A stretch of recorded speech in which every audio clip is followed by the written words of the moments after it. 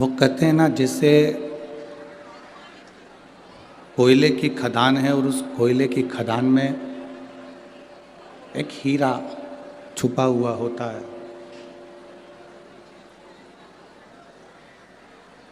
कोयले की खदान के अंदर एक हीरा कहीं ना कहीं छुपा होता है।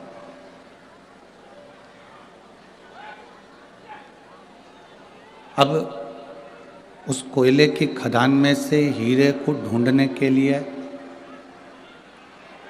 अलग से कोई प्रयास नहीं किया जाता, अलग से कोई प्रयास नहीं करना।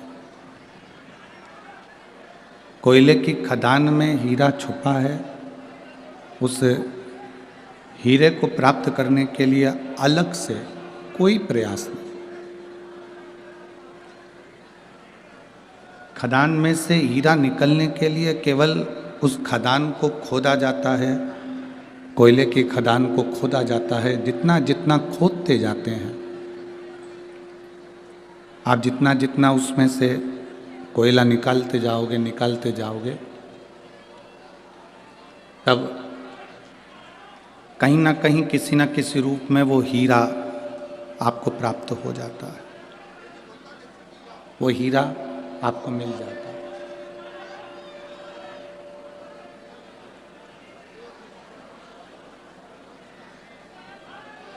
अब आपका काम केवल एक है कि कोयले की खदान को खोदना। मजदूर उसको खोदता जाए और बाद में उसमें से हीरा प्राप्त हो जाए।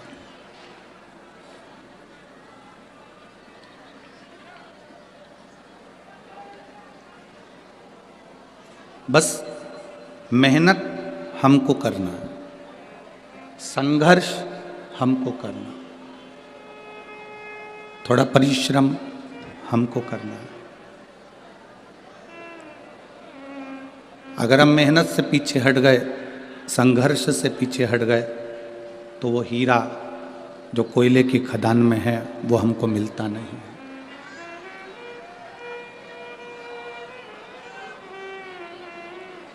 वो हीरा हमको प्राप्त नहीं होता।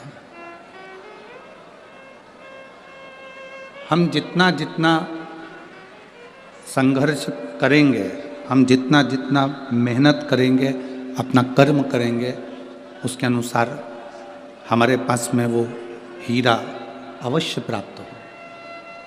शिव महापुराण की कथा भी यही कहती है। शिव भक्ति, भगवान शंकर की अविरल भक्ति एक हीरे की तरह। उस हीरे को यदि हमको प्राप्त करना है, उस हीरे को यदि हमको प्राप्त करना है, हमको चाहिए, तो आप इस शिव महापुराण के अंदर प्रवेश करते जाओ, जाते जाओ, आखिरी में शिव भक्ति का हीरा तुम्हारे हाथ में होगा और तुम्हारा कार्य सफल जरूर होगा।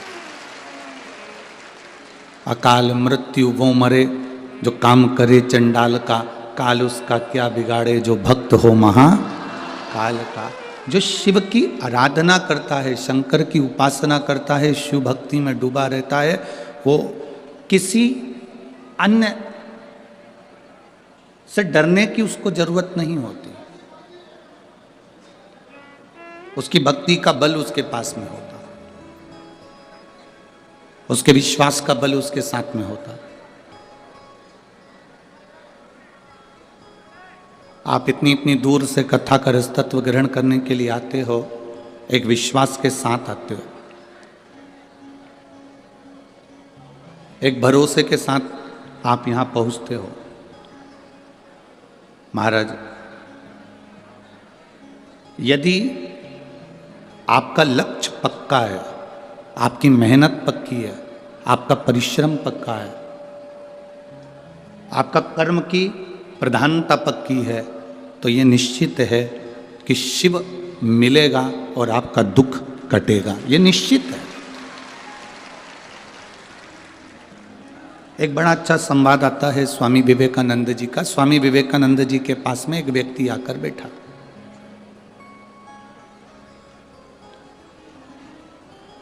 मेरा भटिंडा पंजाब वालों से निवेदन है, आसपास वाले चिल्लाते रहेंगे, बोलते रहेंगे, आप 100-500 रुपये खर्च कर कर यहाँ तक पहुँचे हो, ठंड में उकड़ते हुए यहाँ पहुँचे हो, अपना कीमती समय बर्बाद मत होने देना। बोलने वाले बोलते रहेंगे, तुम कथा का रस्तत्व ग्रहण करते रहना।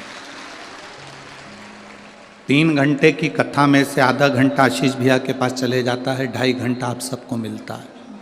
वो 2.5 घंटा आपका शिव के लिए होना चाहिए और शिव आपके लिए होना चाहिए, इसके सिवाय कोई बीच में ना हो।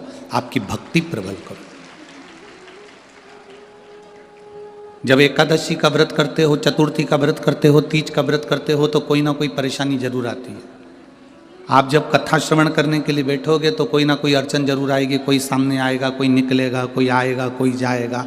आपकी चित्तवृत्ति शिव पुराण की ओर होना चाहिए, आपका मन भगवान में रमा हो, भक्ति में रहो। और हमारा तो कार्यकर्ताओं से भी निवेदन है, आपके कारण किसी श्रोता भाई बहन को तकलीफ ना हो, इसका ध्यान रखकर आप प्रेम से बैठकर कथा सुनोगे तो जिंदगी की सार्थकता सिद्ध होगी। कौन आ रहा? वो तो माननीय श्री अमरजीत जी मेहता जी को धन्यवाद दूंगा, बांके बिहारी समिति को धन्यवाद दूंगा जो इस कथा को यहाँ तक, भटिंडा तक, पंजाब तक लेकर आ गए। अब आपको उसको प्राप्त करना है, आपको उसको ग्रहण करना है, ये आपके ऊपर। स्वामी विवेकानंद जी के पास में एक व्यक्ति आकर बैठ गया और उस व्यक्ति ने कहा, मैं बहुत परेशान हूं, मैं बहुत परेशान हूं, मेरे को बहुत कष्ट है, बहुत तकलीफ में मेरी जिंदगी चल रही है।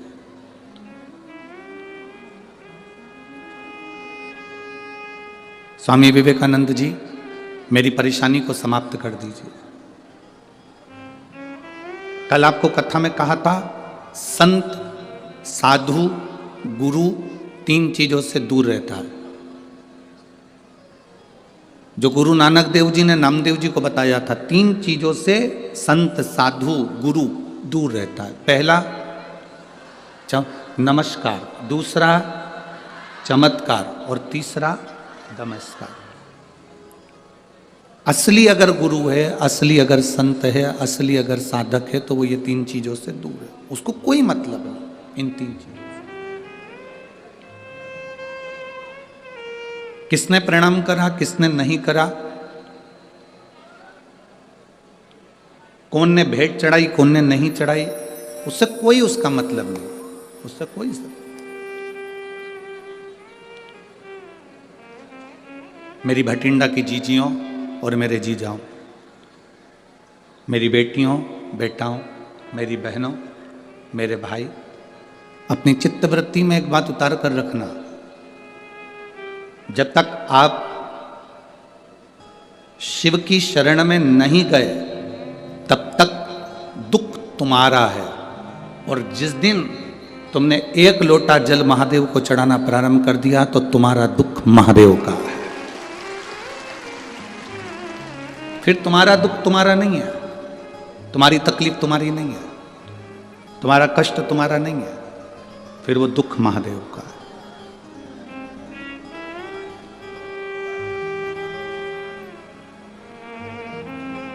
ये कथा का जो पंडाल है, लोग इसको कहते हैं शिव महापुराण की कथा हो रही है। हम कहते हैं ये शिव महापुराण की कथा नहीं हो रही है, नेत्रों की जांच हो रही है, नेत्र शिविर लगा है, इसमें आंखों की जांच है। कोई कोई मरीज ऐसा होता है, हॉस्पिटल में जाता है, डॉक्टर साहब से कहता है मुझे दूर का नहीं दिखता, मुझे दूर का नहीं दिखता। डॉक्टर उसको दवाई देते हैं, ड्रॉप देते हैं, आंखों में डालकर देखता है, अभी भी मुझे दूर का नहीं दिखता। डॉक्टर साहब ने उसको टेबलेट दे दी, उसने ली, मुझे दूर का नहीं दिखता। अब डॉक्टर ने कहा यदि तुम्हें दूर का नहीं दिख रहा तो मैं एक चश्मा बना देता हूं, चश्मे से दिखेगा, चश्मे से उसको दूर का दिखने लगा। फिर कोई डॉक्टर के पास गया, डॉक्टर साहब मुझे पास का नहीं दिखता। डॉक्टर ने उसको भी ड्रॉप दिया, उसको भी दवाई दी, उसको पास का नहीं दिख रहा, तो फिर उसके लिए भी चश्मा बना दिया। आप में से कोई कोई मरीज ऐसा बैठा होगा जो डॉक्टर के पास जाकर कहेगा ना दूर का दिखता ना पास का दिखता, तो डॉक्टर ने एक ही चश्मे में 2 गिलास लगा दिए। ऊपर आधा गिलास ऊपर है तो दूर का दिखता है, आधा गिलास नीचे तो पास का दिखता है। बोलो सही है कि गलत है? एक ही चश्मे में 2 गिलास, 2 कांच, आधे में दूर का दिखता है, आधे में पास का। बहुत सारे मरीज डॉक्टर के पास पहुंचे और कहते हैं दूर का नहीं दिखता, पास का नहीं दिखता, पर आज तक ऐसा मरीज डॉक्टर के पास नहीं गया जिसने जाकर कहा हो कि मुझे इन नेत्रों से मेरा महादेव नहीं दिखता। उसका कोई चश्मा है, उसकी कोई दवाई है कि मेरा परमात्मा मुझे दिख जाए? तो डॉक्टर भी कह देगा इसकी कोई दवाई नहीं है, इसकी दवाई केवल एक शिव महापुराण की कथा है, उसमें जाकर बैठोगे तो चश्मा लगाने की जरूरत नहीं पड़ेगी, वो आंखों में लेंस लगा देता है, उस लेंस से परमात्मा नजर आने लगता है कि शिव कैसा है, कृष्ण कैसा है, गुरु नानक देव जी की भक्ति कैसी है, भजन कैसा है, संत नामदेव जी की भक्ति कैसी है, कीर्तन कैसा है।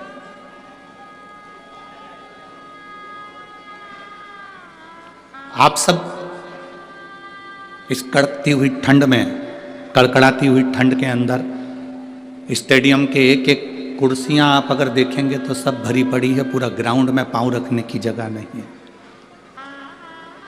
जितने लोग ग्राउंड के अंदर हैं उतने लोग ग्राउंड के बाहर जितनी दुकानें हैं उन दुकानों में जो टीवियां लगी हैं उनके पास में बैठकर कथा सुन रहा है।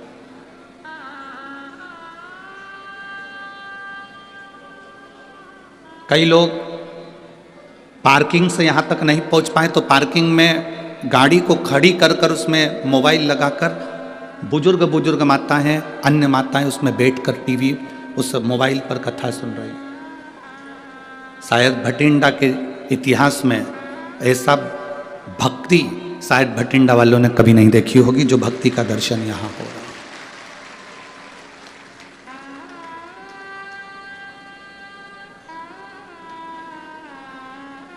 केवल शिव को पाना। स्वामी विवेकानंद जी से एक व्यक्ति ने जाकर कहा कि मैं बड़ा दुखी हूं, मैं बड़ा कष्ट में हूं, मैं बड़ा तकलीफ में हूं, मुझे बड़ी तकलीफ है, बहुत तकलीफ। तकलीफ किसको नहीं है? दुख किसको नहीं है? कष्ट किसको नहीं है?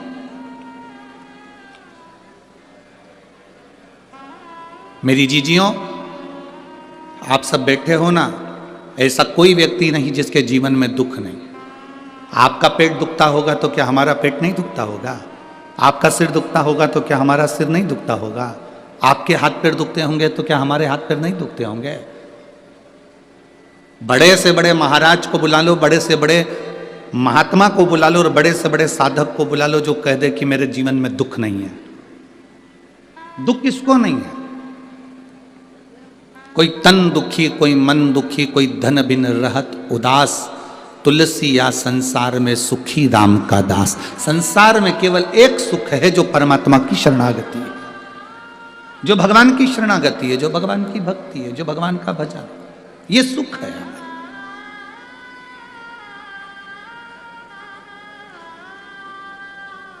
स्वामी विवेकानंद जी से कहा मैं बड़ा दुखी हूं, बहुत बड़ा परेशान हूं, मेरे परेशानी को समाप्त कर दो, मेरे दुख को समाप्त कर दो, मेरे कष्ट को समाप्त कर दो।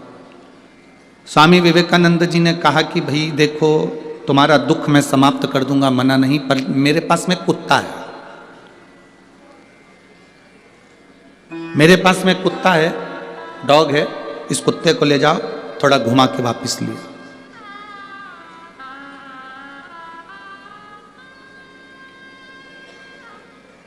इस कुत्ते को लेकर जाओ और घुमा के वापस लेकर आओ।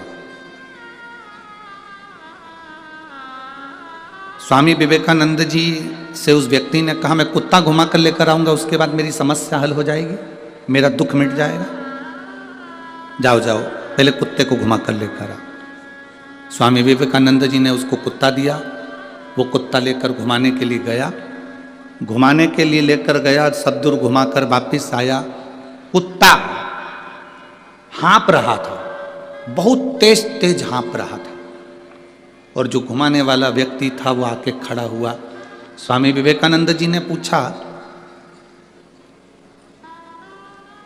ये इतना तेज हाँप क्यों रहा है? कुत्ता इतनी तेज क्यों हाँफ रहा है? उसने कहा जो निकलता था उसके पीछे भौंकने चले जाता था। कभी इधर देखा उधर चले गया, कभी उधर देखा उधर चले गया, कभी उधर देखा कभी उधर चले गया, भाग भाग कर इधर उधर जाता फिरा। मैं कहीं नहीं भागा, सीधे रास्ते पे चलते चलते चलते चलते यहाँ पहुँच गया। कुत्ता हाँफ रहा है, वो व्यक्ति नहीं हाँफा। स्वामी विवेकानंद जी ने कहा बस तुम्हारी समस्या का एक यहाँ हल नजर आता है, इस कुत्ते को देख लो, किसी को भी देखता है उस ओर दौड़ पड़ता है। इधर देखा इधर दौड़ा, उधर देखा उधर दौड़ा, उधर देखा उधर दौड़ा। स्वामी विवेकानंद जी कहते हैं अपनी मंजिल पर जाना है तो फिर 10 जगह देखकर मत दौड़ो, अपनी मंजिल को देखकर चलोगे तो फिर तुम्हारी मंजिल तक तुम पहुंच जाओगे। हम भी वही करते हैं, हमारी भी आदत वही की वही बनी हुई है, हमने भी वही की वही कर रखा है। कभी देखते हैं कि अपनी दुकान चल रही है किराने की, अपनी दुकान चल रही है कपड़े की, अपनी दुकान चल रही है मोबाइल की, अपनी दुकान चल रही है बैग की, अपनी दुकान चल रही है सुनारी की, अपनी दुकान चल रही है लोहारी की, पर अपन दूसरे को देखते हैं उसमें ज़्यादा कमाई है, इसको कम ध्यान देते हैं, उसमें घुस जाते हैं। फिर लगता है कि कपड़े की दुकान में ज्यादा फायदा है, अपनी दुकान को कम कर कर अपन कपड़े की दुकान में चले जाते हैं। फिर लगता है कि मोबाइल में ज्यादा फायदा है, हम मोबाइल की ओर चले जाते हैं। फिर लगता है शोरूम डाल लेते हैं, शोरूम में ज्यादा फायदा है, कर्जा ले लिया लोन ले लिया शोरूम डाल लिया उसमें चले गए। अगर तुम जिस दुकान को कर रहे थे, भले वो चाय की क्यों ना हो, चाहे बिस्कुट की क्यों ना हो, चाहे बेकरी क्यों ना हो, चाहे वो किराने की क्यों ना हो, जिस दुकान को तुम कर रहे हो एक लक्ष्य को मजबूत बनाकर करते और 10 जगह तुम्हारा ध्यान नहीं जाता तो उसी दुकान में तुम 4 चांद लगा बैठते। व्यक्ति परेशान क्यों है? क्योंकि उसको दूसरे की चमक नजर आ रही है। आज का व्यक्ति दुखी क्यों है? क्योंकि उसका पड़ोसी सुखी है, उसको दूसरी जगह चमक नजर आ रही। शिव महापुराण की कथा कहती है हमने अपनी आदत बना दी लपकने की, अपना काम अच्छा नहीं लग रहा, इसमें कोई इनकम नहीं हो रही, इसमें कोई फायदा नहीं हो रहा, अपन दूसरे काम को करते हैं। वो छोड़ा फिर वो करा, फिर वो छोड़ा फिर वो करा।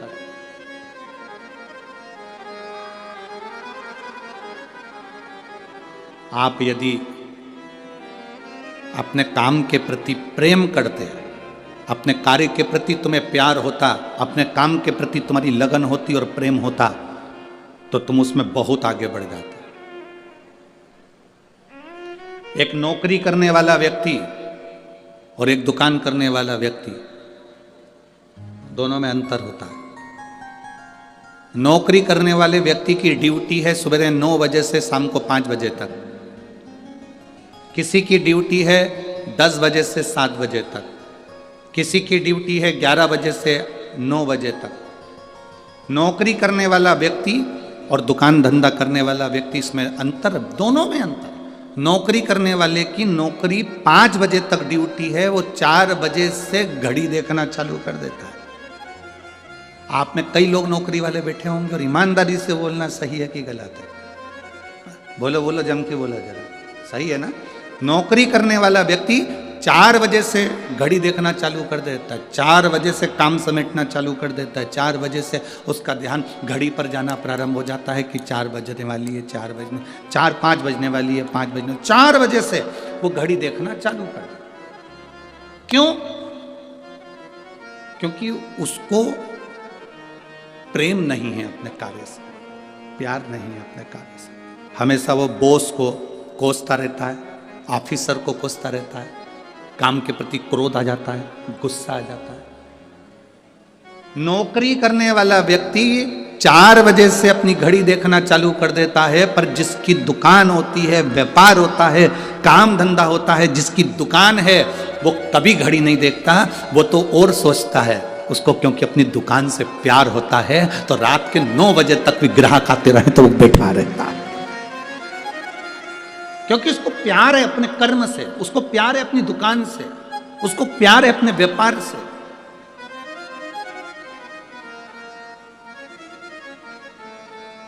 और जब प्रेम जब अनंत हो गया, रोम रोम संत हो गया। जब आपका प्रेम, आपका प्यार आपके कर्म के प्रति प्रबल हो जाता है, फिर उसमें समय नहीं देखा जाता, उसमें समय नहीं देखता। कई लोग कथा में भी बैठते हैं तो वो जैसे ही 3-4 बजी, 4 बजे के बाद इनका मन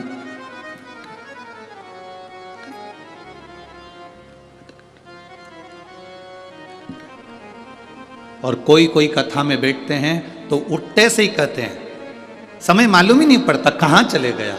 ऐसा लगता है महाराज जी तो छोटी सी कथा बाज देते हैं और समय उड़ जाता है। कई कई लोगों को समय थोड़ा लगता है और किसी किसी का मन जब कथा में नहीं लगता, शिव पुराण में नहीं लगता, भगवान की भक्ति में नहीं लगता, जो केवल भीड़ देखने के लिए आते हैं, केवल व्यवस्था देखने के लिए आते हैं, केवल सोशेप के लिए आते हैं, वो केवल देखने के लिए आते हैं, तो उनका मन कथा में नहीं लगता, वो घड़ी में लगा रहता है, क्योंकि उसको कथा से प्यार नहीं होता। जिसका कथा से प्यार है उसको समय छोटा पड़ जाता है, जिसको प्यार नहीं उसको घड़ी में देखना पड़ जाता है।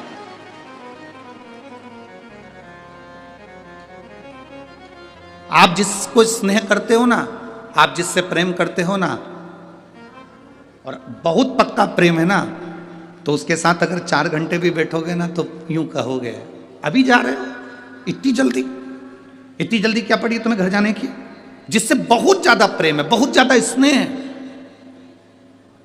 5 घंटे भी छोटे पड़ जाते हैं। और जिससे प्रेम नहीं है ना, उसके साथ टाकीज में भी 3 घंटे बैठे हो ना, थिएटर में, तो भी कब टले, कब जाए, कब जाए। जिस दिन तुम्हारा प्रेम, तुम्हारा प्यार, तुम्हारा स्नेह शिव जी के प्रति हो गया, भगवान शंकर के प्रति हो गया, उस दिन से ना तो तुम्हें घड़ी देखने की जरूरत पड़ेगी, क्योंकि तुम्हारी घड़ी और तुम्हारा समय महादेव खुद चलाएगा स्वयं। कभी किसी से पूछना, अगर आपकी किसी से बात होती हो तो पूछना कि घड़ी किसने बनाई, समय किसने बनाया, पल किसने बनाया, नक्षत्र किसने बनाया, ग्रह किसने बनाए, वार किसने बनाए, ये रविवार, सोमवार, मंगलवार, बुधवार, गुरुवार, शुक्रवार, शनिवार, शुभ लाभ, ये सब बनाया किसने, पल किसने बनाया, घड़ी किसने बनाई, समय किसने बनाया, नक्षत्र किसने बनाया। किसी से पूछोगे तो वो एक ही बात कहेगा, महादेव ने बनाया, शिव ने बनाया, शंकर।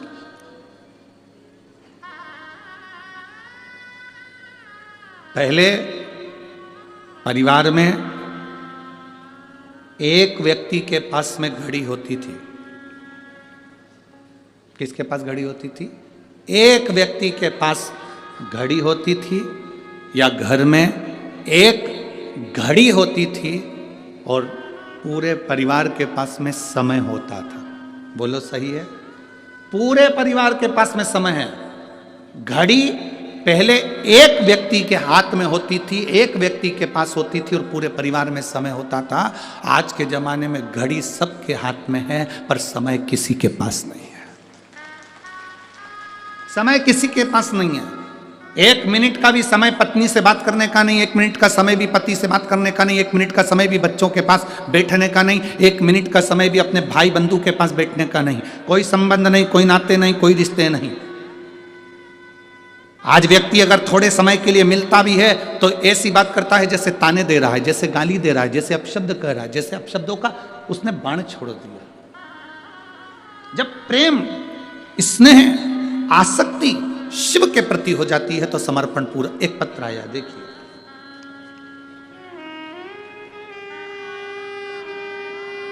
मैं बिमला देवी श्री गंगानगर राजस्थान से हूं। कहीं बैठी हैं बिमला देवी? कहीं बैठी हो तो हाथ हिला सकती हैं। मैं बिमला देवी श्री गंगानगर राजस्थान से आई हूँ। कहीं बैठी हो तो हाथ हिला सकती हैं। जहाँ कहीं बैठी हो हाथ हिला सकती हैं। अगर हमें नहीं दिख रही और उनके पास के लोगों को दिख रही हो तो वो एक बार वहाँ से ताली बजा सकते हैं तो ध्यान में आ जाएगा। दिख गई हैं? अच्छा एलईडी के पास, ठीक है। हाथ हिला दो एक बार।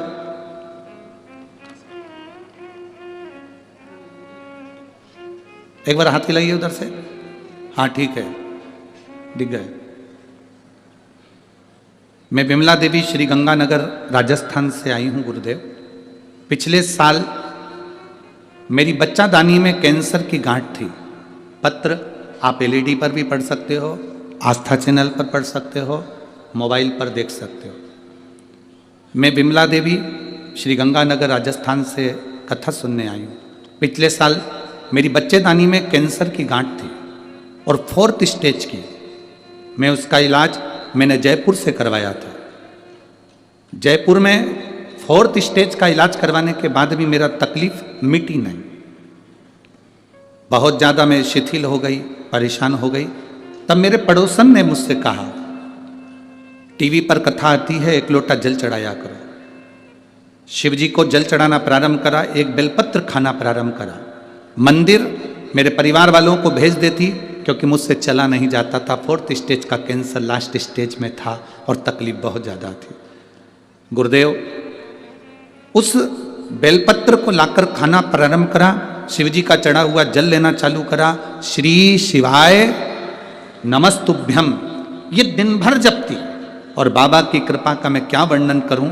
डॉक्टर के हिसाब से तो मेरी मृत्यु पास में थी, पर मेरे बाबा ने ऐसी कृपा करी, मैंने 9 बार जांच करवा ली। हर जांच में मेरा कैंसर खत्म हो गया। मैं बाबा को प्रणाम करने के लिए आई। आप जांच देखिए, आप उसको एलईडी पर पढ़िएगा और मोबाइल पर या आस्था चैनल पर उस पत्र को पढ़िए। जांच कितनी बार कराई उसने लिखा, मैंने 9 बार जांच कराई। 9 बार जांच कराई और बाबा की कृपा से मेरा कैंसर समाप्त है। अब मेरे शरीर में कैंसर नहीं। ये शिव भक्ति है। एक विश्वास, एक दृढ़ता, एक भरोसा। जब तक शिव से प्रेम नहीं होगा, शिव के करीब नहीं पहुंच पाओगे। आप शंकर के करीब नहीं पहुंच। शिव के करीब जाने के लिए आपको शंकर की भक्ति को अपने हृदय में उतारना।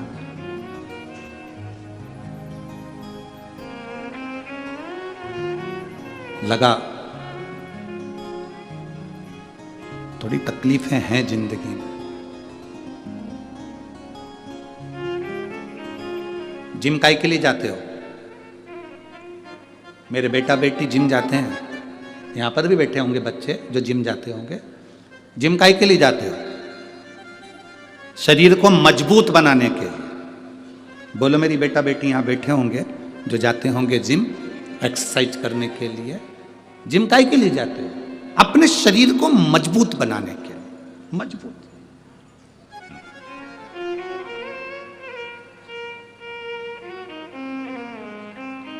डम्बल्स, प्लेट्स, साइकिलिंग, रनिंग सब कर रहे हो जिम में। नए नए आए हो, लोग हंसते हैं, आपसे उठता नहीं, शर्म भी आती है।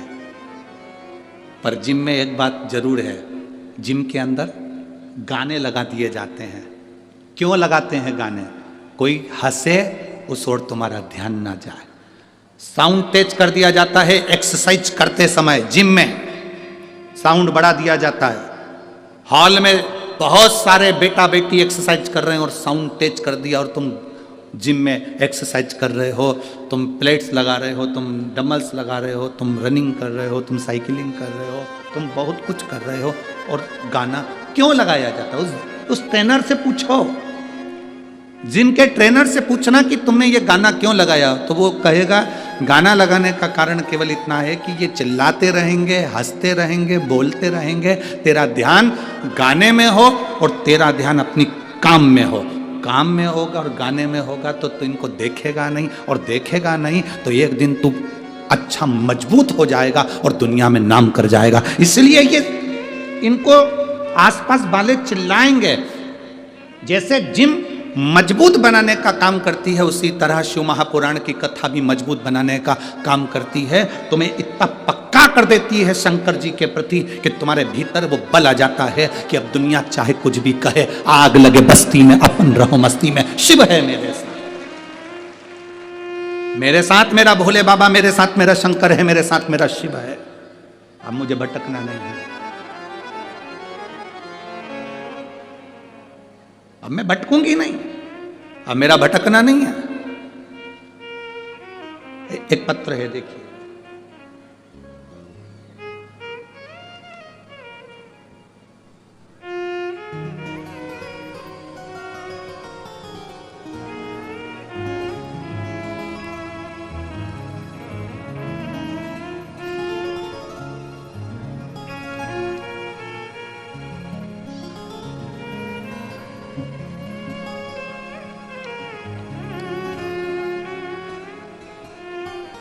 अब ये पत्र बड़ा विचित्र पत्र है जिसने भेजा।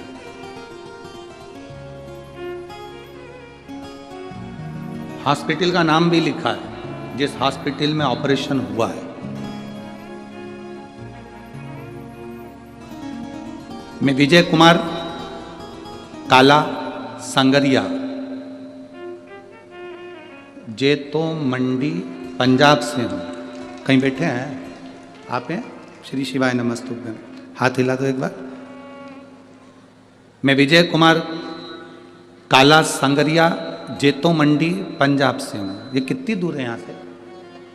नज़दीक है। अच्छा। मेरा मोबाइल नंबर यह है। 2021 से लीवर की बीमारी से पीड़ित था। नवंबर 2022 में आईसीयू में कोमा में चला गया था। डॉक्टरों ने अपने हाथ खींच लिए। फिर मेरी पत्नी की सहेली, जो कि आपकी कथा टीवी पर सुनती है, उसने हमें कथा सुनने को कहा। हमने कथा सुनना प्रारंभ कर दी। कथा सुनकर मेरी पत्नी ने भोलेनाथ पर जल चढ़ाना, बेलपत्र चढ़ाना प्रारंभ कर दिया।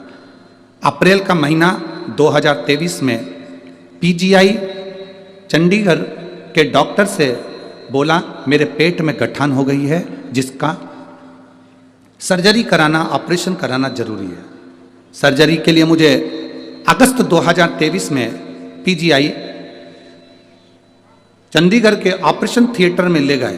परंतु ऑपरेशन के दौरान मेरी पत्नी ने मुझे शंकर जी पे चढ़ी हुई एक बेलपत्र दी और उसको मैंने जल के रूप में ग्रहण कर खाकर, पानी पीकर ऑपरेशन के लिए चला गया। डॉक्टर ने मुझे ऑपरेशन के लिए जैसे ही अंदर लेकर गए और मेरे ऑपरेशन के लिए मेरा शरीर जब खोला गया, उसमें डॉक्टर को गठान नहीं मिली। डॉक्टर को गठान नहीं मिली। डॉक्टर ने मुझे दूसरी बार दोबारा से एमआरआई कराई, पेट का वापिस स्कैन करवाया। जांच में पता चला कि वो छोटी गठान तो गायब हो गई, एक बड़ी गठान हो गई। जब मेरा वापिस स्कैन करा गया, एमआरआई कराई गई, पेट का स्कैन कराने के बाद मुझे बड़ी गठान बता दी गई। उसी हॉस्पिटल में, पीजीआई हॉस्पिटल में, मुझे ऑपरेशन के लिए फिर कहा गया। ये सारी प्रक्रिया चल रही थी और हमको दोबारा से ऑपरेशन के लिए कहा गया। तो हमने उनसे कहा कि हमें थोड़े समय के लिए छुट्टी करें, फिर हम दूसरा ऑपरेशन कराएंगे। हम उसी बीच में सीहोर पहुंच गए। वहाँ से बेलपत्र, एक रुद्राक्ष लेकर आ गए, कंकर लेकर आ गए और उस रुद्राक्ष को तांबे के कलश में गलाते, शिव जी को चढ़ाते और उसको पीना चालू करा। अक्टूबर 2023 में ऑपरेशन और लीवर ट्रांसप्लांट के लिए हमें बुलाया गया। मुझे ऑपरेशन थिएटर में लेकर गए। ऑपरेशन की सारी तैयारी होने लगी। फिर वापिस पूरी की पूरी जांचें हुई और जांचों में बड़ी गठान आई, जिसके अंतर्गत मुझे फिर ऑपरेशन के लिए लेकर गए। जब ऑपरेशन के लिए लेकर गए, मेरे शरीर को काटने के लिए मुझे बेहोश करा गया। मेरी माता और मेरे घर के लोगों ने मेरे शरीर पर रुद्राक्ष का जल लगाया और पीने को दिया था। वो पीकर मैं ऑपरेशन के लिए गया। दूसरी बार मुझे बेहोश कर कर वापिस शरीर काटा गया। काटने के बाद में फिर वापिस देखा गया तो शरीर में गांठ नहीं थी। जब शरीर में गांठ नहीं, दूसरी बार फिर वापिस हमको डॉक्टरों ने जांचें करना प्रारंभ करा और आखिरी में डॉक्टरों ने कह दिया तुम्हारे शरीर में कोई रोग नहीं, कोई गठान नहीं, और अब तुम्हारा जो लीवर डैमेज हुआ था वो लीवर भी काम करना चालू कर दिया है, उसका भी ट्रांसप्लांट कराने की जरूरत नहीं है। गुरुदेव, मैं यहाँ बाबा को प्रणाम करने के लिए पंडाल में आया हूँ। केवल एक आस है, एक बेलपत्री मुझे व्यासपीठ की मिले। ले जाओ बाबा, आजा शंभो। और तेरी कृपा बिना ना हिले एक भी अंग। लेते हैं श्वास तेरी कृपा से तनु। हे गंगाधार मुक्ति द्वार ओंकार तू। भोले ओंकार तू। आयो शरण तेरा शंभु तारका।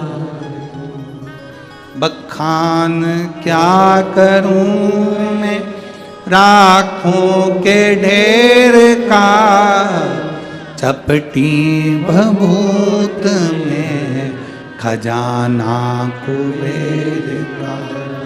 हे गंगाधार मुक्ति द्वार ओंकार तू। भोले ओंकार तू। आयुष तिहार शंभु तारका।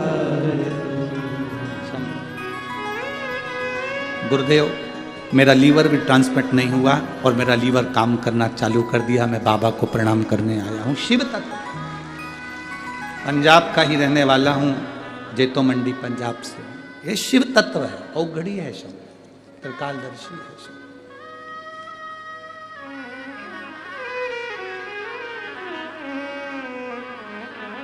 अरे लुटा दिया भंडार काशी,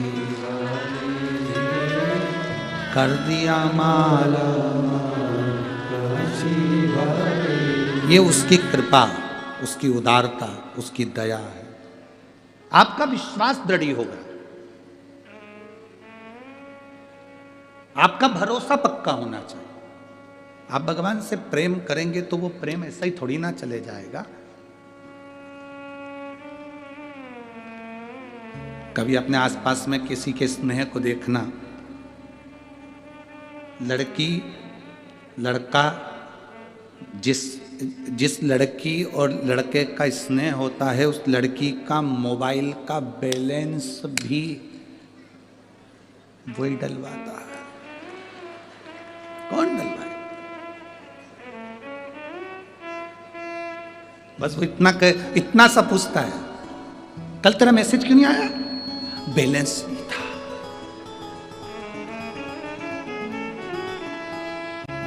अभी डलवा रहा हूं, बस इतना ही किया, बैलेंस नहीं था, उसने डलवा दिया। एक दिन दोनों घूमने के लिए गए और जाते जाते इतने में मोबाइल कहीं गिर गया, रोने लगी। अब क्या होगा? तू क्या चिंता करती? चल शोरूम 70,000 का एक बार में मोबाइल। 70,000 न्यू ईयर आया है, डायमंड की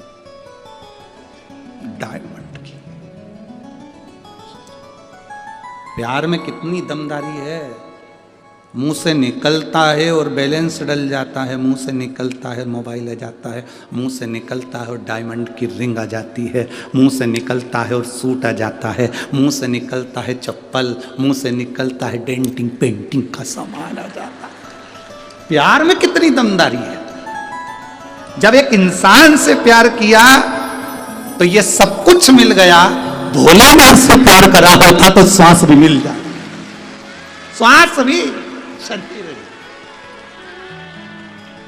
श्वास भी मिल जाए।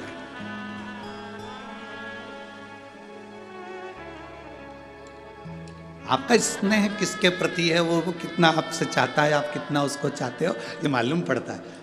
लोग कहते हैं गुरुजी शिव पुराण में ऐसा क्या है कि लोगों की यहाँ संतान, ये हम तो पढ़ते ही नहीं। बहुत सारे पत्र ये संतान के फोटो लगा लगा के बैठे भेजे हैं लोगों ने, और कई पत्र ऐसे 8 साल 10 साल 12 साल 15 साल इतने पत्र नीचे पड़े, केवल बच्चों ही बच्चों के।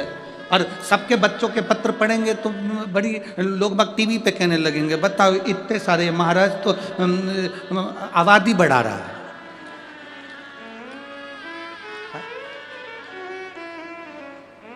जिसके यहाँ 25-25 30 साल में नहीं हो रहे थे, उसके यहाँ भी हो रहे हैं। तो अभी महाराज तो टेंशन दे दिया वापिस भारत।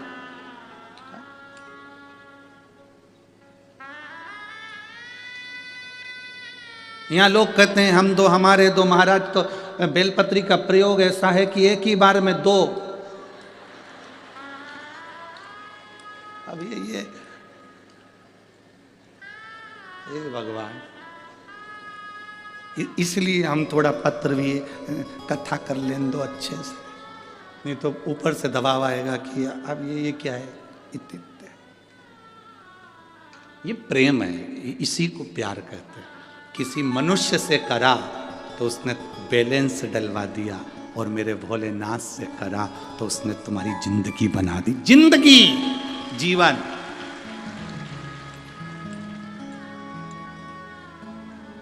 और मेरे भोले तेरा सहारा है, मेरी नैया का तू किनारा है, मेरी नैया का तू किनारा है। मेरे भोले तेरा सहारा है, मेरी नैया का तू किनारा है, मेरी नैया का तू किनारा। ये शिव तत्व है, ये प्रेम, ये आसक्ति।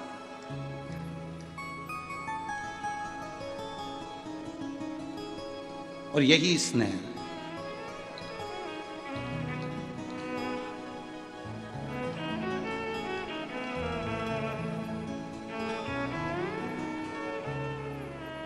यही आसक्ति।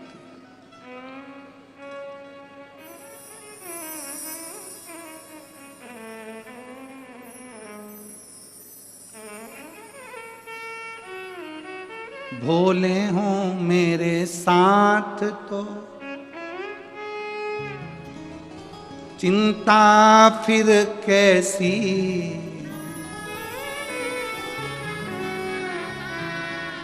काम सारे हो रहे फिर चिंता कैसी। जब है शिव, शिव हमारे साथ है तो फिर क्या है, सब चिंता दूर, सब टेंशन दूर, सब चिंता। एक बार शंकर पार्वती भगवान देवादिदेव महादेव माता पार्वती जी के साथ भ्रमण पे निकले। प्रतिदिन का नियम, भगवान नारायण लक्ष्मी रोज घूमने के लिए नहीं निकलते, ब्रह्मा ब्रह्माणी रोज घूमने के लिए नहीं निकलते, इंद्र इंद्राणी रोज घूमने के लिए नहीं निकलते, ज्यादा वीआईपी व्यक्ति रोज घूमने के लिए नहीं निकलता, साधारण व्यक्ति साइकिल उठाया चलेगा। वीआईपी और साधारण में यह सबसे बड़ा फर्क है। वीआईपी व्यक्ति को निकलने के लिए ड्राइवर चाहिए, 4 व्हीलर गाड़ी चाहिए, थोड़े अच्छे से निकलना पड़ता है, 4 लोगों के सामने जाओ तो उनके लेवल का व्यक्ति से मिलना पड़ता है। पर साधारण कहीं पर भी चले, कहीं। अभी कल हम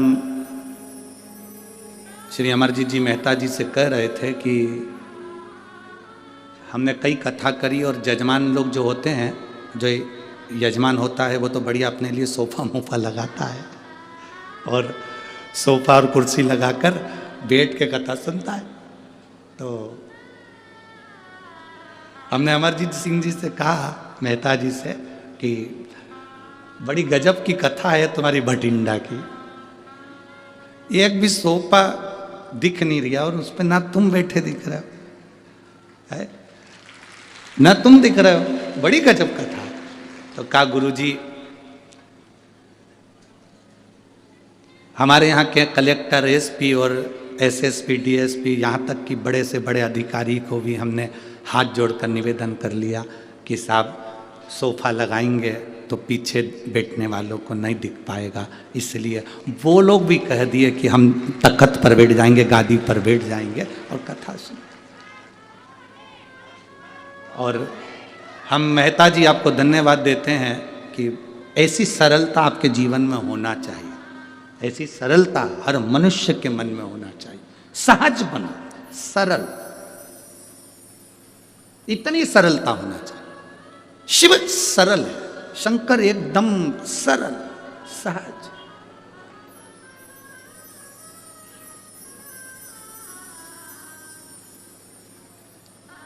जो वीआईपी रहते हैं वो कभी कभी निकलते हैं। आप में से जितनी भी वीआईपी माताएं बैठी हैं, सब्जी लेने जाना कभी कभी जाओगी, बहुत कम जाओगी। और तुम्हारे पास में एक रहती है, उसने झोला उठाया, पैसे रखे, पहुंच गई। भिंडी क्या रुपए किलो है, आलू घूमती फिरती झोला लेके आराम से सब्जी लेके सबसे मिलके आ गई। और भी आई तो भगवान नारायण से एक बार लक्ष्मी जी ने कह दिया था, देखो वो शंकर भगवान को अपनी पत्नी को रोज नंदी पर बिठाते हैं और घुमाने ले जाते हैं, तुम मुझको आज तक लेके नहीं गए। साल में एक आध बार ले जाते हो जब कोई सत्यनारायण जी की पूजन कराता है तब, उसके सिवाय मुझे लेकर नहीं जाते। भगवान कहने लगे क्या चाहती है, मुझे घुमाने लेके चलो। भगवान ने कहा चल अब भी चल तू। लक्ष्मी जी बोली अब भी आई। जो लक्ष्मी जी तैयार होने गई, शाम हो गई, संध्या, 8 दरवाजे द्वार बंद करने लगी, खिड़कियां बंद करने लगी, रात हो गई। लक्ष्मी जी आके बोली अब तो अंधेरा हो गया, अब कैसे घूमने जाए। भगवान शिव नारायण ने कहा फिर अब कल चलेंगे। परंतु लक्ष्मी जी ने नारायण से कहा मुझे एक बात पूछना है, आप उत्तर दोगे? हाँ बोलो। शंकर भगवान तुरंत पार्वती जी से कहते हैं कि चल, और पार्वती सारा घर छोड़ के नंदी पे बैठ के चली जाती है। एक बार नहीं सोचती कि दरवाजा लगाऊं कि खिड़की लगाऊं कि द्वार बंद करूं। इनको टेंशन नहीं रहता क्या घर का? भगवान विष्णु ने कहा घर होए तो टेंशन हो, और यहां घर ही नहीं है तो टेंशन क्या हो। इनके घर में कुछ भी नहीं है। भगवान विष्णु ने कहा हो भी तो क्या फर्क पड़ता है। जब जाते हैं पति पत्नी घूमने के लिए, शंकर पार्वती जी गले से भोलेनाथ जी बाबा को उतार के दरवाजे पे छोड़ जाते हैं। जिसके बाप में दम घुस जा, जिसके पिता में बल हो जाना।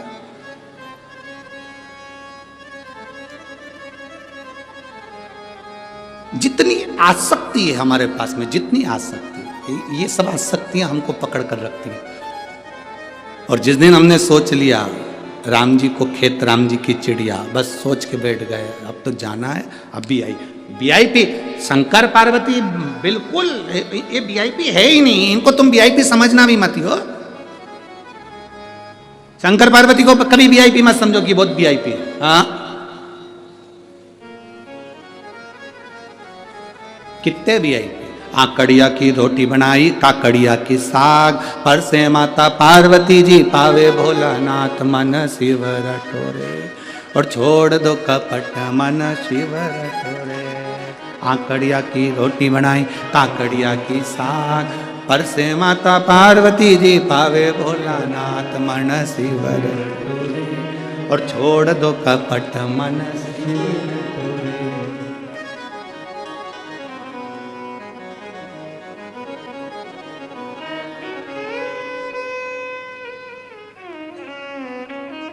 सहज सरल शिव, और शिव शिव है, शंकर शंकर अड़भंगे हैं। इनके भीतर कोई एक लड़के ने मैरिज ब्यूरो बनाया और मोबाइल पे ही उसने शादी कराने का एक अच्छा ब्यूरो बना के तैयार कर लिया। उसमें नंबर डाल दिया, सगाई करने के लिए एक दबाएं,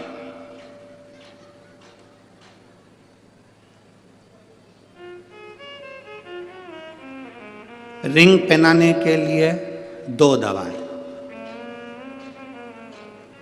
शादी करने के लिए 3 दबाएं। जो लड़का देख रहा था उसने नीचे मैसेज लिखकर भेजा कि दूसरी बार शादी करना हो तो उसके लिए क्या दबाएं, तो नीचे लिख के भेज दिया गला दबाएं।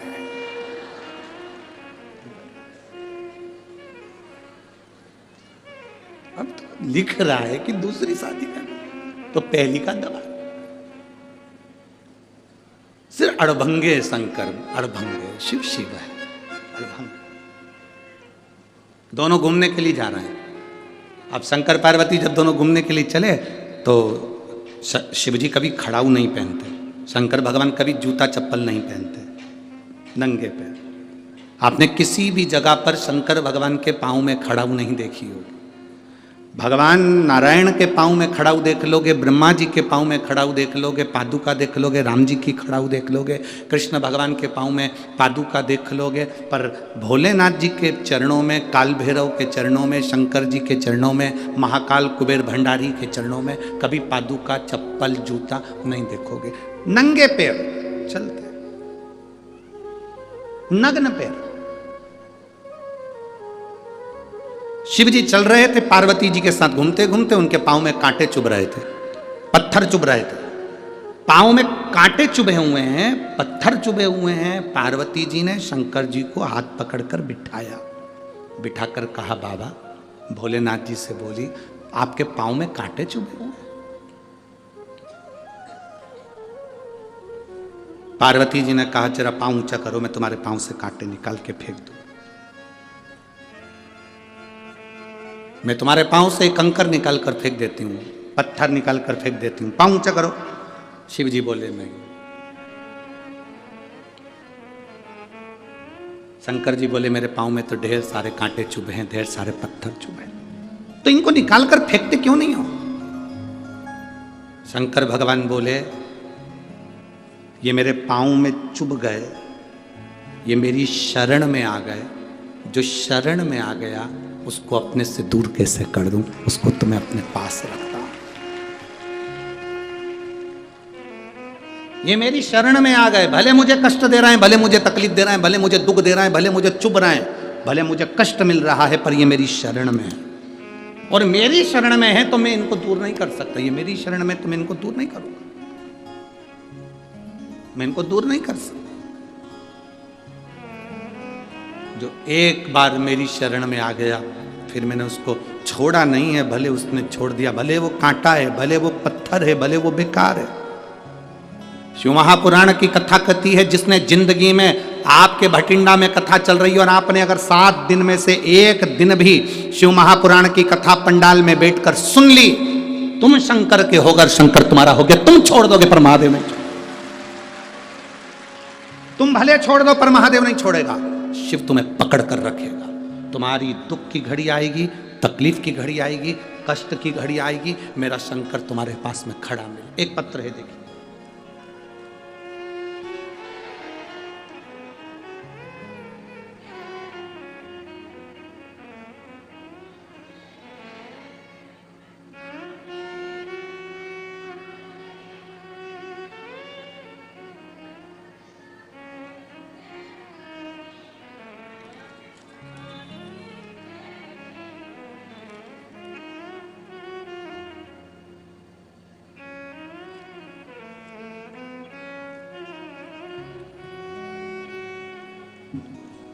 कथा चल रही है, तुम छोड़ दोगे, पर वो नहीं छोड़ता है। पत्र देखिए।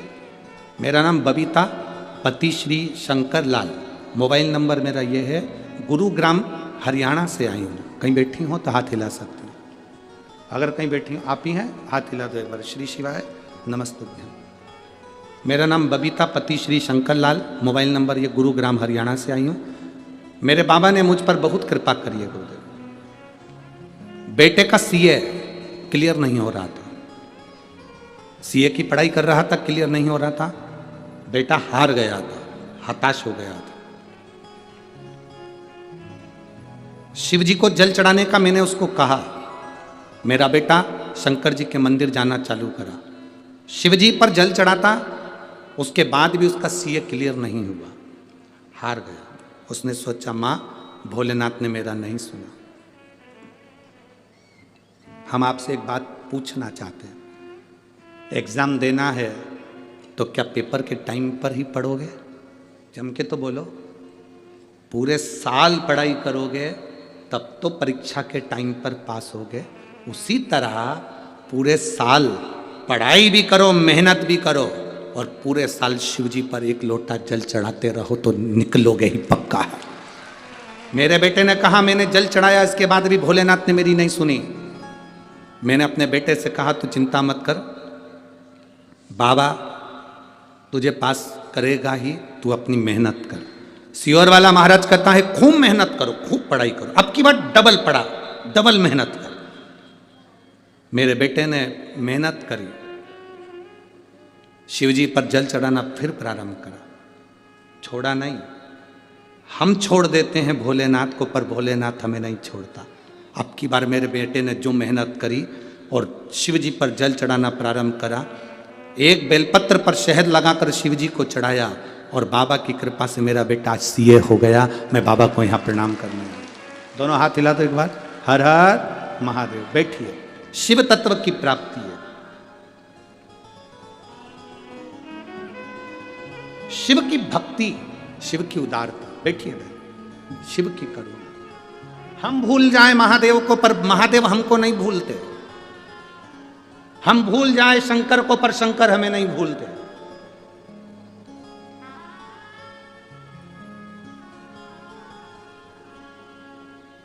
आप उसका भजन, आप उसका स्मरण करते रहो।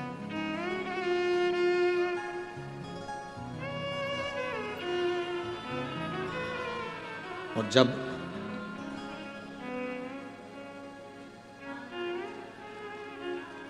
हम उसकी भक्ति में डूबते हैं तो वह हमें साधता है। आप में से कई माताएं ऐसी होंगी, कई परिवार ऐसे होंगे जो टीवी पर कथा सुन रहे हैं, आस्था चैनल पर, मोबाइल पर कथा सुन रहे हैं। आप में से कई लोग ऐसे होंगे जो थोड़े समय जल चढ़ाकर मंदिर जाना छोड़ देते हैं, भूल जाते हैं कि अब हमें मंदिर जाना। फिर कोई दुख आता है, फिर मंदिर जाते हैं, फिर कोई तकलीफ आती है, फिर मंदिर जाते हैं। तुम भूल गए, मंदिर जाना तुमने छोड़ दिया, पर मेरा महादेव नहीं भूलता।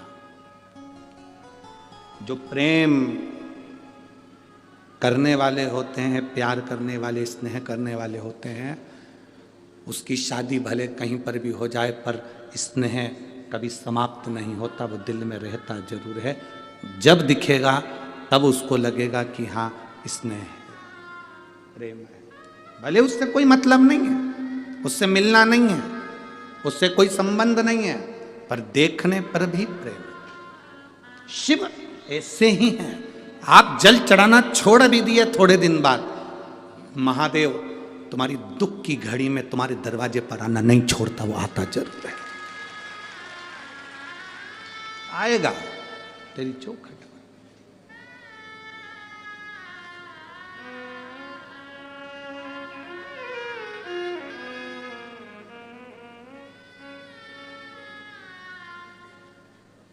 और जब मेरा शिव तुम्हारे करीब में आता है, तुम्हारे दुख को समाप्त करने के लिए, तकलीफ समाप्त।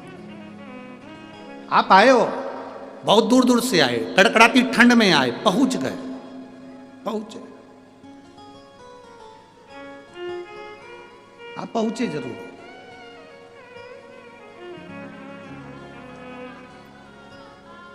इतने चलकर आप आए हो, जैसे महादेव की कथा कर रही है कि मेरे पाँव में कांटे चुभे हैं, पत्थर चुभे हैं, इन्होंने मेरी शरणागति ली है, तो शरणागति लेने वाले को मैं कैसे निकाल कर फेंक दूं। शिव कहते हैं भले मुझे चुभ रहे हैं, भले मुझे कष्ट दे रहे हैं, पर मेरे शरणागति में आ गए, मैं इनको निकाल कर नहीं फेंक सकता, मैं इनको बाहर नहीं फेंक सकता। शिव जी ने कहा मैं इनको अपने करीब में रखता हूँ। शंकर जी के पास है क्या? जो कांटे दुनिया को चुभते हैं वो धतूरा शिव जी के पास में है, कांटे से परिपूर्ण। कि ये कांटा बता रहा है कि पांव में चुभने वाले कांटे भी शिव जी ने अपने पास में रखे हैं। जो शरणागति में आ गया, धतूरा, धतूरे का जो पौधा होता है वो धतूरा, एक बार शिव जी के पास में जाकर खूब रोया। अच्छे अच्छे पुष्प देवताओं पर चढ़ते हैं, अच्छी अच्छी सामग्री देवताओं पर चढ़ती है, हम कांटा किस पे चढ़ेंगे? शमी के पत्तों ने जाकर निवेदन करा, मैं शमी का पत्र, मेरे में पुष्प, हम किस पे चढ़ेंगे? शिव जी ने कहा जो किसी पर ना चढ़े वो मुझ पर चढ़े। जो किसी का ना हो सका वो मेरा हो जाए, जो किसी का नहीं हो सका वो मेरा हो जाए। फटा हुआ 10 का नोट, घिसा पिटा सिक्का 5 का 10 का दुकान पे नहीं चलता, बैंक में नहीं चलता, भगवान के मंदिर में चलता। फटा 10 का नोट, घिसा पिटा सिक्का बैंक में नहीं चल रहा है, दुकान पर नहीं चल रहा है, दान पेटी में चल रहा है, आरती में चल रहा है, शंकर जी के मंदिर में चल रहा है।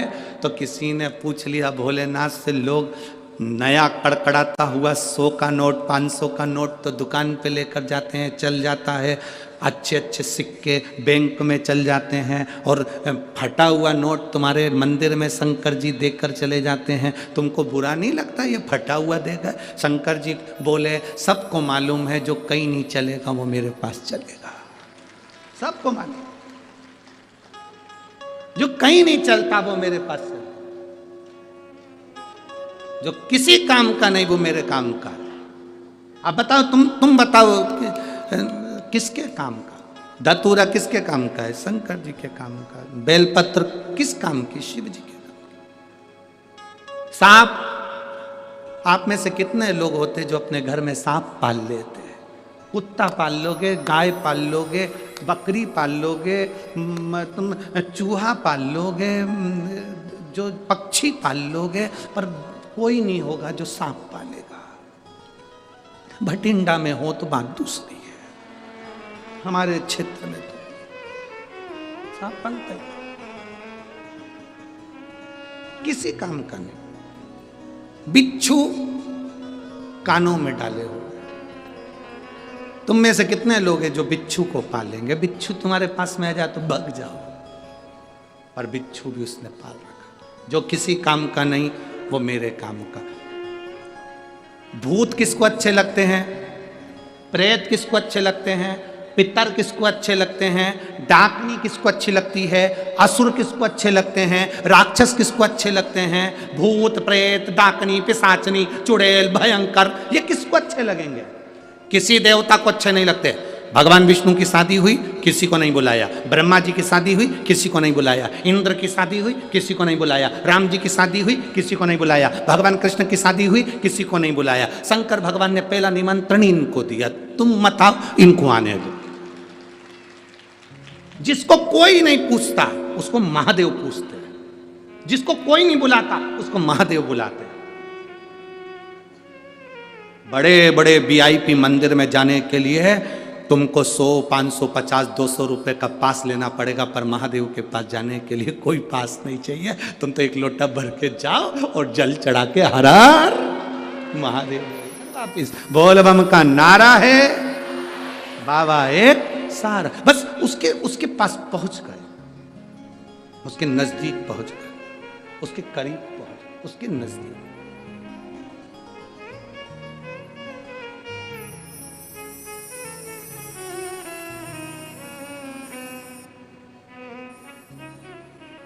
इसीलिए आप लोगों को बार बार कहा, जितना जिसके भाग्य में होता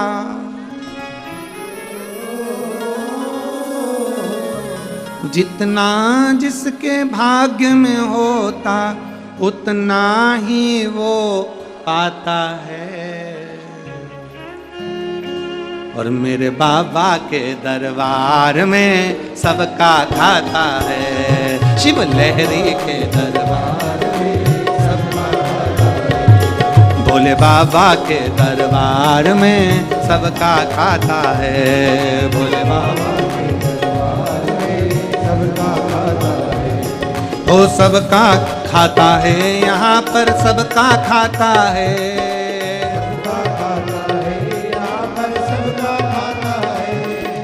सबका खाता है, यहाँ पर सबका खाता है, सबका खाता है, यहाँ पर सबका खाता है। मेरे बाबा के दरबार में सबका खाता है, मेरे बाबा के दरबार में सबका खाता है।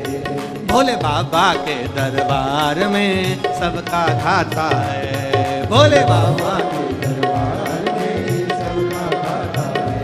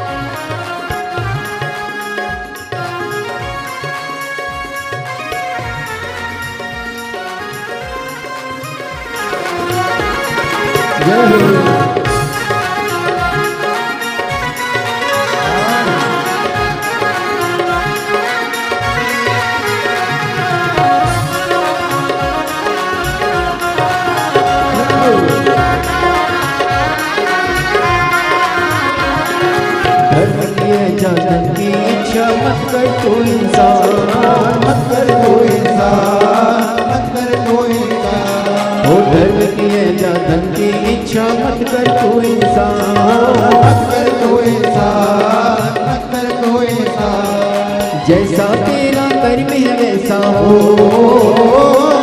जैसा तेरा कर्म है वैसा फल देता भगवान। मेरे भोले के दरबार में सबका खाता है, मेरे भोले के दरबार में सबका खाता है। शिव लहरी के दरबार में सबका खाता है, शिव लहरी के दरबार में सबका खाता है।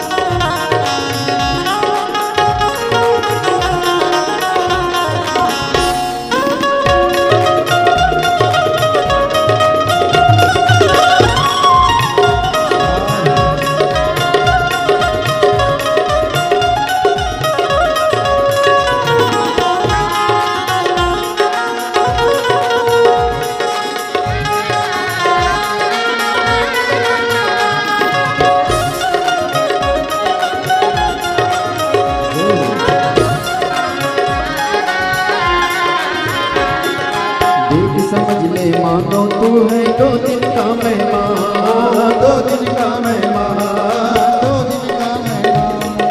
देख समझ ले मानो तू है 2 दिन का मेहमान, 2 दिन का मेहमान, 2 दिन का मेहमान। कितने आकर चले गए हैं हो,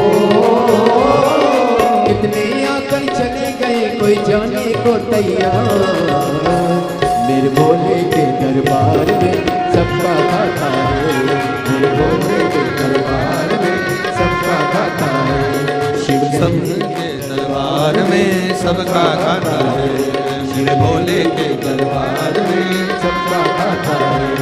ओ सबका खाता है, यहाँ पर सबका खाता है, वो सबका खाता है, यहाँ पर सबका खाता है। ओ सबका खाता है, यहाँ पर सबका खाता है, सबका खाता है, यहाँ पर सबका खाता है। मेरे बाबा के दरबार में सबका खाता है, मेरे बाबा के दरबार में सबका खाता है। शिव लहरी के दरबार में सबका खाता है, शिव लहरी के दरबार में सबका खाता है। आर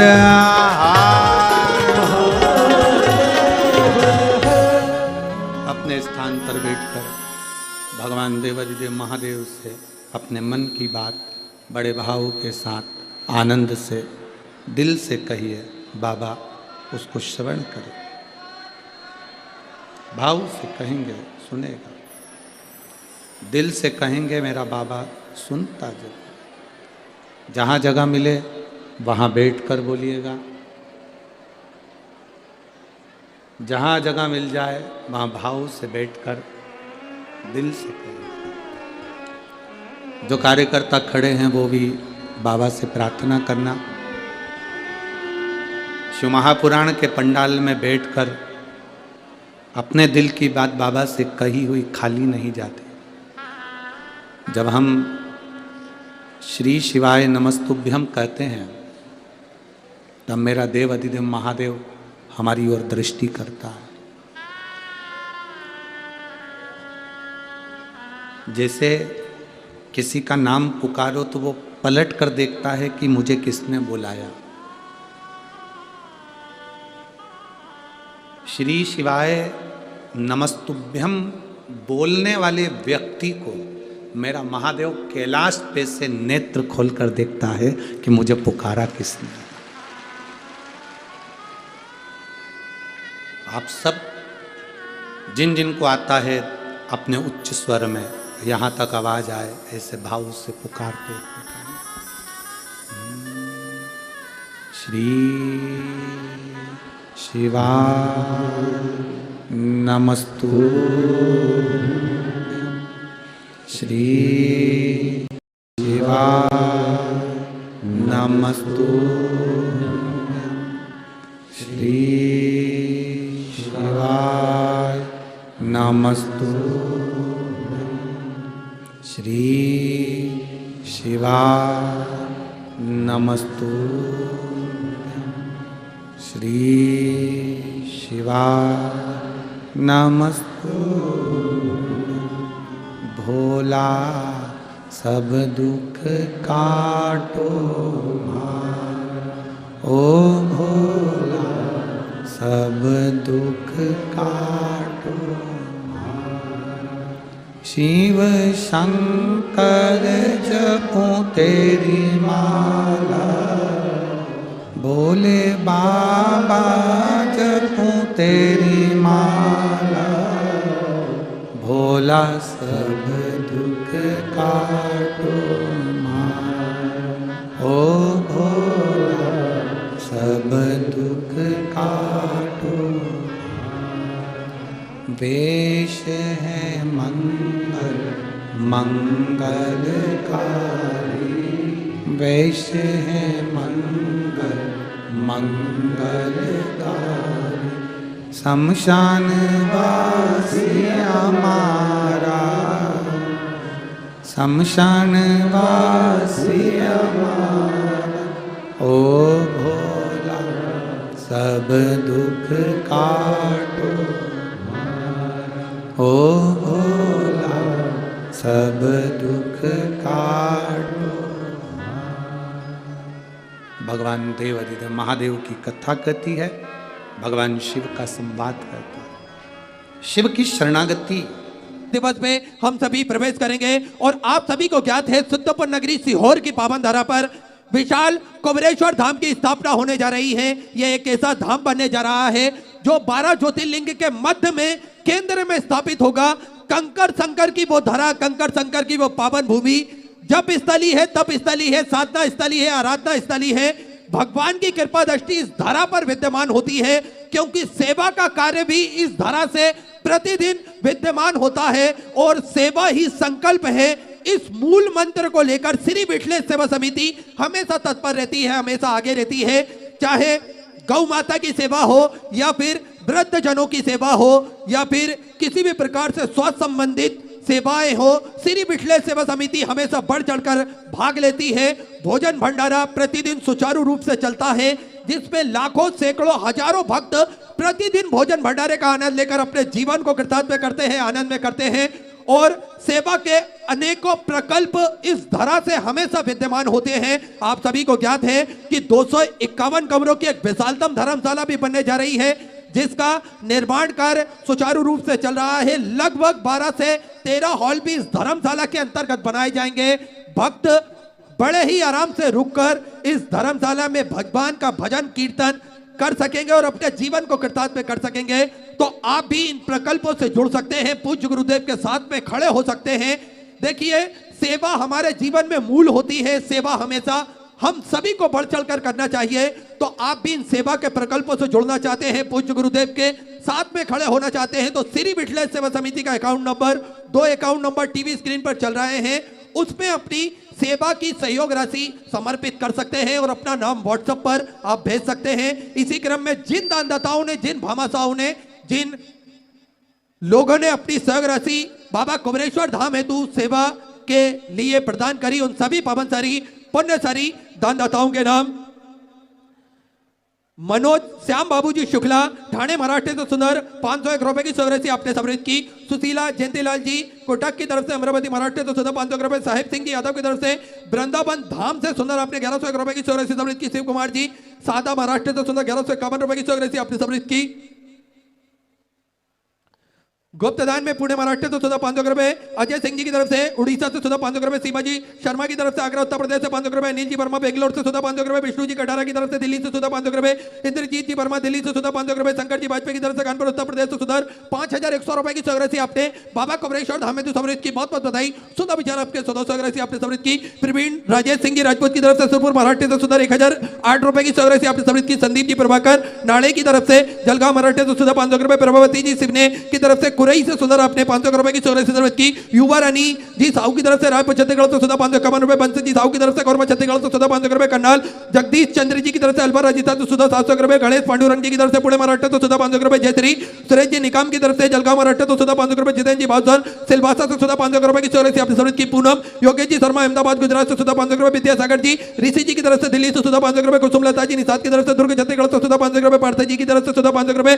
नरेश कुमार जी अलीगढ़ उत्तर प्रदेश से 1101 रुपए की सहयोग राशि आपने समर्पित की। सालनी जी साहू की तरफ से जगदलपुर से सुधा आपने 500 रुपए की सहयोग राशि समर्पित की। सुमित जी अग्रवाल की तरफ से मालेगांव महाराष्ट्र से सुधा 1001 रुपए की सहयोग राशि आपने समर्पित की। संजय सिंह जी कोरबा छत्तीसगढ़ से सुधा 500 रुपए की सहयोग राशि आपने समर्पित की। पंकज जी गुप्ता लखनऊ उत्तर प्रदेश से 751 रुपए की सहयोग राशि आपने समर्पित की। नंदा दीपक जी की तरफ से नंदुरबार महाराष्ट्र से सुधा 500 रुपए की सहयोग राशि आपने समर्पित की। राजकुमार जी जंगल की तरफ से जयपुर राजस्थान से सुधा 551 रुपए। विशंबर दयाल जी रोहिला की तरफ से दिल्ली से सुधा 500 रुपए की सहयोग राशि आपने समर्पित की। सरिता रंजीत जी राय की तरफ से देवरिया उत्तर प्रदेश से सुधा 500 रुपए। मुकेश जी नायक बड़ौदा गुजरात से सुधा 500 रुपए। मोहिनी जनार्दन जी की तरफ से ठाणे महाराष्ट्र से 500 रुपए। प्रथम जी यादव की तरफ से ग्वालियर मध्य प्रदेश से 500 रुपए। बीना जी चौधरी गाजियाबाद उत्तर प्रदेश से 500 रुपए। आसिमा जी की तरफ से चंडीगढ़ पंजाब से 500 रुपए। लक्ष्मी देवी दिल्ली से सुधा 500 रुपए। अनीस जी पालीवाल की तरफ से इंदौर मध्य प्रदेश से 1100 रुपए। दिनेश जी दसपुते की तरफ से नागसिक महाराष्ट्र से सुधा 500 रुपए। हर्षित जी ग्रुप क्षेत्र हरियाणा से सुधा 1100 रुपए की सहयोग राशि आपने समर्पित की। सुरेश लक्ष्मण जी घोड़ेकर की तरफ से नासिक महाराष्ट्र से सुधा 500 रुपए। स्वर्गीय प्रताप सिंह जी सैनी की स्मृति में दिल्ली से सुधा 2100 रुपए की सहयोग राशि आपने समर्पित की। गायत्री रमेश जी निवाड़े की तरफ से नागपुर महाराष्ट्र से 500 रुपए। मीना जी जोशी जोधपुर राजस्थान से 500 रुपए। जीतू सिंह जी भाटी की तरफ से जोधपुर राजस्थान से 500 रुपए। अरविंद गोरखनाथ जी तिवारे की तरफ से बीदर महाराष्ट्र से सुंदर 21,000 रुपए की सहयोग राशि देकर आजीवन भोजन भंडार एक संस्था ग्रहण करी। सुनहरे अक्षरों में अपना नामांकित कराया। बहुत बहुत बधाई। सुधा विचार आपके सुधा सहयोग राशि आपने समर्पित की। आप सभी को ज्ञात है 21,000 रुपए की सहयोग राशि आप जो देते हैं उससे प्रति वर्ष साल में एक दिन आपके नाम से भोजन भंडारा होता है। यह क्रम प्रतिदिन सुचारू रूप से चलता है। सभी भक्तों के नाम से भोजन भंडारा कराया जाता है जिसमें लाखों सैकड़ों हजारों भक्त प्रतिदिन भोजन भंडारे का आनंद लेते हैं। तो आप भी अपनी सहयोग राशि समर्पित कर सकते हैं और अपना नाम सुनहरे अक्षरों में अंकित करवा सकते हैं। कमला देवी जी करनाल हरियाणा से सुधा 500 रुपए की सहयोग राशि आपने समर्पित की। विश्वास जी बंसकार कल्याण से सुधा 1001 रुपए की सहयोग राशि समर्पित की। रेखा भागचंद जी की तरफ से सुधा 1100 रुपए। सरज जी वर्मा इटावा उत्तर प्रदेश से 500 रुपए। कस्तूरी देवी दिल्ली से सुधा 1001 रुपए। राजपाल देवी जी की तरफ से गंगानगर से सुधा 500 रुपए। राधा जी सोनी खंडवा मध्य प्रदेश से सुधा आपने भी 21,000 रुपए की सहयोग राशि देकर आजीवन भोजन भंडार एक संस्था ग्रहण करी। सुनहरे अक्षरों में अपना नामांकित कराया। बहुत बहुत बधाई। सुधा विचार आपके सुधा सहयोग राशि समर्पित की। सुमित जी साहू बलरामपुर से सुधा 500 रुपए। तेज बहादुर सिंह जी की तरफ से नोएडा उत्तर प्रदेश से 500 रुपए की सहयोग राशि समर्पित की। शिरोमणि देवी मुंगेर छत्तीसगढ़ से सुधा 1100 रुपए। पूनम जी नीलम जी की तरफ से जम्मू एंड कश्मीर से सुधा 15,000 रुपए की सहयोग राशि आपने जो गौशाला बन रही है उसमें निर्माण हेतु समर्पित की। बहुत बहुत बधाई। सुधा विचार आपके सुधा सहयोग राशि आपने समर्पित की। महेश जी गोयल की तरफ से सुधा 1001 रुपए की सहयोग राशि आपने समर्पित की। योगेश जी प्रभुदेव जी कुलकर्णी की तरफ से मांजल गांव से सुधा 1101 रुपए। देवकरण जी काबड़े की तरफ से कागड़ छत्तीसगढ़ से सुधा 1001 रुपए। दुर्गा जी सैन की तरफ से सुधा 500 रुपए की सहयोग राशि समर्पित की। धनंजय रामकृष्ण प्रसाद जी की तरफ से अमरावती महाराष्ट्र से 500 रुपए। मानसी राजेश जी चौहान की तरफ से 500 रुपए। सचिन सतीश जी की तरफ से पुणे महाराष्ट्र से 500 रुपए। योगेश प्रभुदेव जी कुलकर्णी की तरफ से माजल गांव से सुधा 1101 रुपए। ब्रिजेश मोहन जी शिमला हिमाचल प्रदेश से 1101 रुपए की सहयोग राशि आपने समर्पित की। पम्मी सिंह जी अहमदाबाद गुजरात से सुधा 500 रुपए। मनीषा चंदन जी गुप्ता मुंबई से सुधा 500 रुपए। गुप्ता में सुधा 3,201 रुपए की सहयोग राशि समर्पित की। वीरेंद्र दत्त जी शर्मा की तरफ से मुंबई से सुधा 1001 रुपए। ओमप्रकाश जी पाटले की तरफ से दुर्ग छत्तीसगढ़ से सुधा 500 रुपए की सहयोग राशि समर्पित की। बीजारावती जी की तरफ से, शाहजहापुर पंजाब से सुधर आपने 500 रुपए की स्वगृह की, बसंत कुमार जी यादव की तरफ से हरिद्वार उत्तराखंड से सुधा 1100 रुपए, संदीप जी सोलंकी जयपुर राजस्थान से सुधर 5711 रुपए की स्वगृह से आपने बाबा कुबरेश्वर धाम में समृद्ध की बहुत बहुत बधाई। 14 विचार आपके 1400 स्वगृह से समृद्ध की। कृष्णा देवी जम्मू के फिर से सुधा 1100 रुपए, मयूर सुरेश जी की तरफ से अमरावती महाराष्ट्र से 500 रुपए, चुन्नीलाल जी जसवाल की तरफ से वेस्ट बंगाल से सुधा 500 रुपए, राजमणि जी मुदियाल की तरफ से सुधा 500 रुपए की स्वगृह से समृद्ध की। राहुल जी जसवाल बड़दा महाराष्ट्र से सुधा 500 रुपए, भगवान दास जी पांडुरंग जी राठी की तरफ से नासिक महाराष्ट्र से सुधा 3100 रुपए की स्वगृह से समृद्ध की। शामली हरिदास जी की तरफ से अकोला महाराष्ट्र से 500 रुपए, योगेश श्री पंत राव जी पाटिल की तरफ से सिरपुर महाराष्ट्र से 1111 रुपए, चेतन कुमार जी की तरफ से कोटा राजस्थान से सुधा 500 रुपए, कमला भाई प्रताप सिंह जी चौहान परतपाड़ा महाराष्ट्र से सुधा 1100 रुपए की स्वगृह से समृद्ध की। राहुल सुरेश जी पाटिल की तरफ से जलगांव महाराष्ट्र से सुधा 1000 रुपए, जगदीश प्रसाद जी 84 आजमगढ़ उत्तर प्रदेश से 551 रुपए की स्वगृह से समृद्ध की। शिव कुमार जी करनाल हरियाणा सुधा 500 रुपए, किशोर जी मारू जयपुर राजस्थान से सुधा 500 रुपए की स्वगृह से आपने समृद्ध की। आरती रामगोपाल जी राठौर दिल्ली से सुधा 500 रुपए, चरण सिंह जी प्रजापति की तरफ से रुद्रपुर से सुधा 500 रुपए की स्वगृह से समृद्ध की। संजय जी की तरफ से गुना मध्य प्रदेश से 500 रुपए, स्वर्गीय रामकृष्ण जी वर्मा की स्मृति में सुधा 1000 रुपए की स्वगृह से समृद्ध की। निधि जी की तरफ से सुधा 1000 रुपए, ओम प्रकाश जी अजय कुमार जी बेंगलोर से सुधा 500 रुपए की स्वगृह से आपने समृद्ध की। प्रीति गुलशन जी साहू की तरफ से रायपुर छत्तीसगढ़ से सुधा 500 रुपए, दीपक जी देसाले की तरफ से जलगांव महाराष्ट्र से सुधा 500 रुपए, गुणवंती देवी जी की तरफ से सुधा 1100 रुपए की स्वगृह से आपने समृद्ध की। कोकिला बाबूराव जी की तरफ से सुधा 1000 रुपए, सोनू जी सखबार की तरफ से सागर मध्य प्रदेश से 500 रुपए, देवेंद्र जी रावत की तरफ से चंडीगढ़ पंजाब से सुधा 500 रुपए, स्वर्गीय सखाराम जी दयाराम जी बिड़गर की तरफ से पल्ली बैजनाथ से सुधा 500 रुपए की स्वगृह से अपने समृद्ध की। राम कुमार जी कुशवा की तरफ से आगरा उत्तर प्रदेश से 1000 करोड़ रुपए, रविंद्र जी पहला जी बहाले की तरफ से संभाजी नगर महाराष्ट्र से सुधा 500 रुपए की स्वगृह से समृद्ध की। पवन जी समाधान नाथ जी की तरफ से जलगांव महाराष्ट्र से सुधा 500 रुपए, संजू जी दिल्ली से सुधा 500 रुपए, गुप्तदान में राजस्थान से सुधा 5100 रुपए की स्वगृह से अपने गौ माता के चारे हेतु समृद्ध की बहुत बहुत बधाई। सुधा विचार आपके 14 स्वगृह से अपने समृद्ध की। सुवर्णा जी पलस्कर की तरफ से संभाजी नगर से सुधा 500 रुपए, पूर्णिमा जितेंद्र जी रणदीप जी की तरफ से जलगांव महाराष्ट्र से 500 रुपए, स्वर्गीय अनिल कपूर जी की स्मृति में हल्द्वानी उत्तराखंड से सुधा 500 रुपए की स्वगृह से आपने समृद्ध की। किरण जी साउथ छत्तीसगढ़ से सुधा 500 रुपए की स्वगृह से समृद्ध की। बुद्ध सेन जी पांडे की तरफ से सुधा 1100 रुपए, गुप्तधन में महू उत्तर प्रदेश से सुधा 1100 रुपए की स्वगृह से आपने समृद्ध की। महेंद्र सिंह जी यादव की तरफ से ग्वालियर मध्य प्रदेश से 500 रुपए, महेंद्र जी कच्छप की तरफ से कोसी कला उत्तर प्रदेश से सुधा 500 रुपए की स्वगृह से आपने समृद्ध की। अनुजी साहू रायपुर छत्तीसगढ़ से सुधा 500 रुपए, प्रदीप कुमार जी उड़ीसा से सुधा 500 रुपए, संतोष जी अग्रवाल महू मध्य प्रदेश से सुधा 11000 रुपए की स्वगृह से आपने बाबा कुबरेश्वर धाम में समृद्ध की बहुत बहुत बधाई। 14 विचार आपके 14 स्वगृह से आपने समृद्ध की। नीलेश सारिकराम जी पाटिल की तरफ से जलगांव महाराष्ट्र से 500 रुपए, सुशांत जी राय की तरफ से वेस्ट बंगाल से सुधा 500 रुपए, मीनू सिंह जी की तरफ से दिल्ली से सुधा 500 रुपए, तन्मय रजत जी की तरफ से चंद्रपुर महाराष्ट्र से सुधा 500 रुपए, अश्वनी सुरेश जी मिश्रा की तरफ से सुधा 500 रुपए, माया प्रदीप जी अग्रवाल की तरफ से सिवनी मध्य प्रदेश से सुधा 500 रुपए, सुरेश कुमार जी शर्मा पठानकोट पंजाब से सुधा 500 रुपए, हेमा सिंह वरेजी ग्वालियर मध्य प्रदेश से सुधा 500 रुपए, दयानंदन जी चौधरी की तरफ से महिपालपुर से सुंदर 1100 रुपए की स्वगृह से के। ब्रिजेश कुमार जी गुप्ता कानपुर उत्तर प्रदेश से 500 रुपए, नागेंद्र जी साहू की तरफ से गया बिहार से सुधा 1100 रुपए, राधेश्याम जी इंद्रावती जी शुक्ला की तरफ से सुधा 1000 रुपए की स्वगृह से की। अभिषेक जी राठौर भानपुरा से सुधा 500 रुपए की स्वगृह से की। आलोक कुमार सिंह जी की तरफ से अलीगढ़ उत्तर प्रदेश से 500 रुपए, सोमन जी गुप्ता आगरा उत्तर प्रदेश से 500 रुपए, उमेश अशोक भाई जी राठौर की तरफ से सूरत गुजरात से सुधा 500 करोड़ रुपए, वेद प्रकाश जी वर्मा की तरफ से अतरौली उत्तर प्रदेश से सुधा 500 रुपए की स्वगृह से की। रवि जी वर्मा अतरौली से सुधा 500 रुपए की स्वगृह से समृद्ध की। गुड्डी देवी जी दिल्ली से सुधा 500 रुपए के। अजिंक जी की तरफ से हैदराबाद से सुधा 500 रुपए की स्वगृह से समृद्ध की। कुकू सेठ जी अग्रवाल की तरफ से सुधा 5100 रुपए की स्वगृह से अपने बाबा कुबरेश्वर धाम में समृद्ध की बहुत बहुत बधाई। सुधा विचार आपके 14 स्वगृह से समर्पित की।